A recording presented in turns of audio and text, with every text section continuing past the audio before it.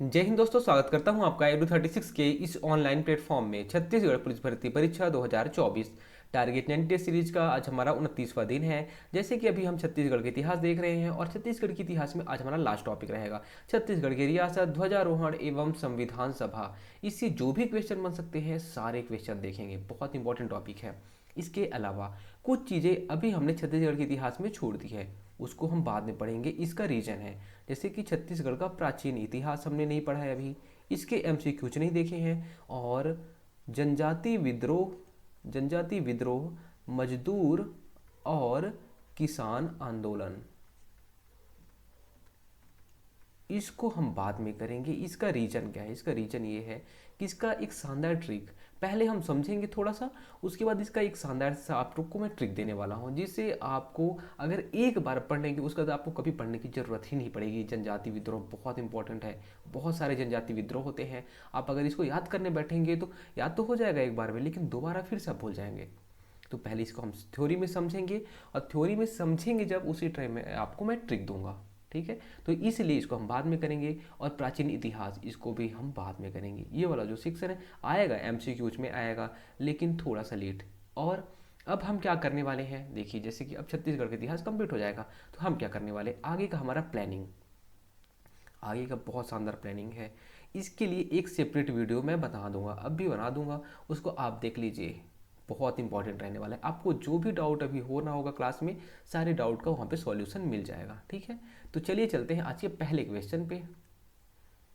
स्वतंत्रता के पश्चात इस राज्य का देशी रियासतों को कब भारतीय संघ में विलय किया गया? 1 जनवरी 1948, 15 अगस्त 1947, 26 जनवरी 1950, 1 नवंबर 1956। क्या स्वतंत्रता के पश्चात इस राज्य की देशी रियासतों का, कौन से राज्य की? छत्तीसगढ़ राज्य की बात हो रही है। तो छत्तीसगढ़ राज्य की देशी रियासतों को कब भारतीय संघ में विलय किया गया था? बहुत इंपॉर्टेंट क्वेश्चन है, बताइए कब किया गया था। इसका राइट आंसर क्या हो जाएगा? ए, 1 जनवरी 1948 को जो भी रियासतें थी उन्हें छत्तीसगढ़ राज्य में मिला लिया गया था। अब और क्या क्वेश्चन बन सकता है? रियासतों का विलीनीकरण 1 जनवरी 1948 को होता है पहला। सबसे बड़ी रियासत उस टाइम पे कौन थी? बहुत बार एग्जाम में पूछा गया है। बस्तर रियासत सबसे बड़ी रियासत थी जब विलीनीकरण हुआ था।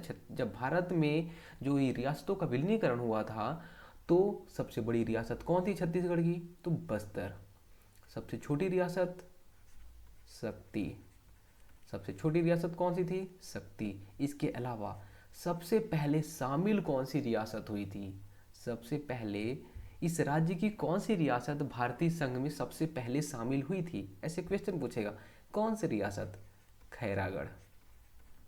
इतनी चीजें आपको याद रखनी है। सबसे बड़ी रियासत बस्तर, सबसे छोटी रियासत शक्ति, और सबसे पहले कौन शामिल हुई थी? तो खैरागढ़।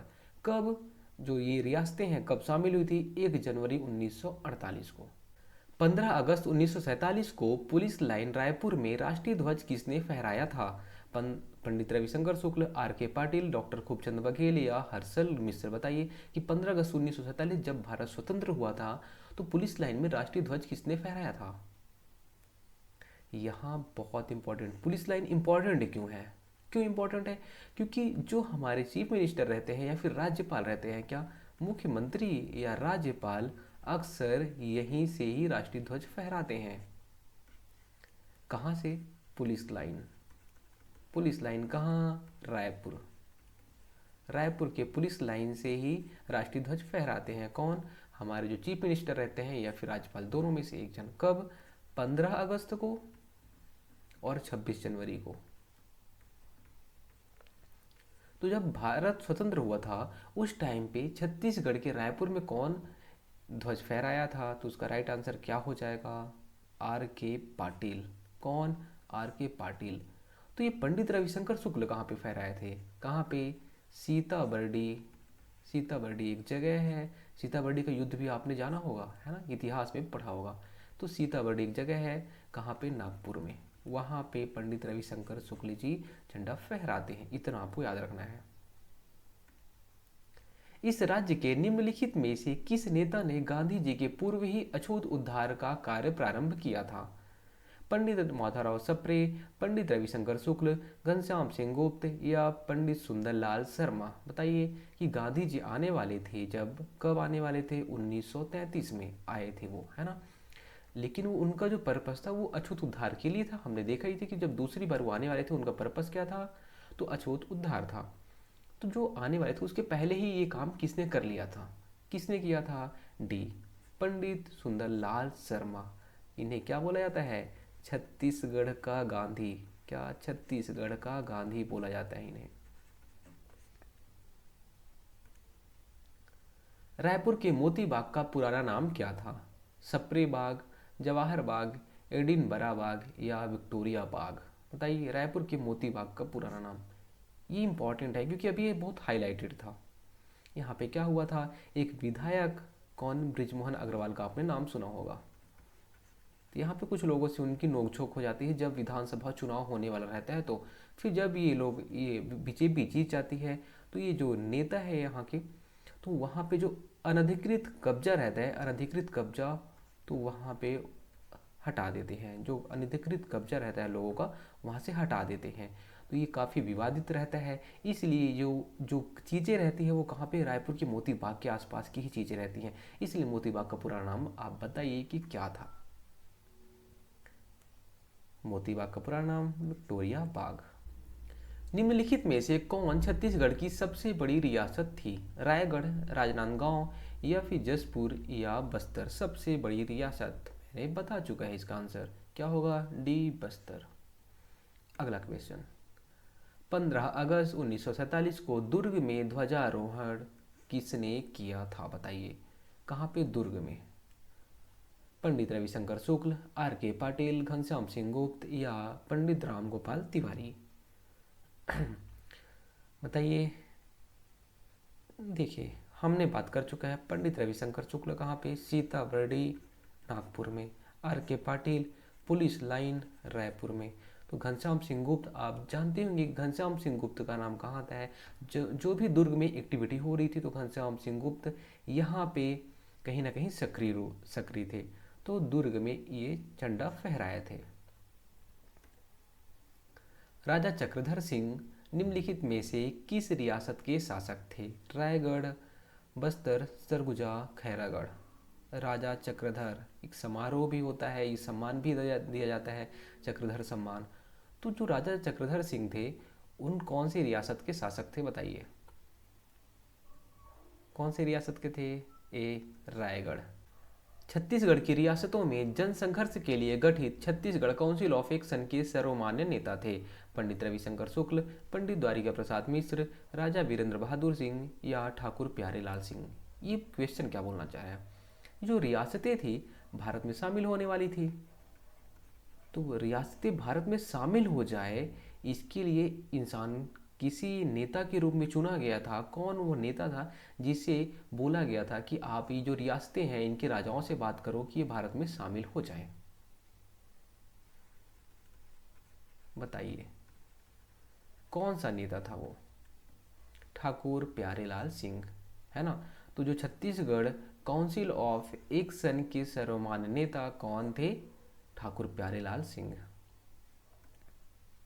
उसके बाद भारत के संविधान निर्माण सभा में छत्तीसगढ़ के निम्न व्यक्ति ब्रिटिश क्षेत्रों से निर्वाचित हुए थे, पंडित रविशंकर शुक्ल, घनश्याम सिंह गुप्त, पंडित किशोरी मोहन त्रिपाठी या ठाकुर छेदी लाल। बताइए कि कौन कौन से ऐसे लीडर थे जो कि संविधान सभा में गए थे। अब संविधान सभा बनाया क्यों गया था, भारत स्वतंत्र होने वाला था, तो सीधी सी बात है जब भारत स्वतंत्र हो जाएगा तो कानून की ज़रूरत पड़ेगी। अब कानून की ज़रूरत पड़ेगी तो क्या संविधान बनाया जाएगा, किसी न किसी कानून के तहत ही तो देश चलेगा। इसीलिए सभा का आयोजन किया गया था। तो छत्तीसगढ़ से कौन कौन से लोग गए थे आपको बताना है उस सभा में। कौन कौन से लोग गए थे, पंडित रविशंकर शुक्ल गए थे, घनश्याम सिंह गुप्त गए थे और ठाकुर छेदीलाल गए थे। 3 लोग गए थे।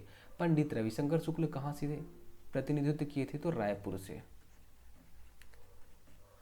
घनश्याम सिंह गुप्त दुर्ग से और ठाकुर छेदीलाल कहाँ से, बिलासपुर से, है ना।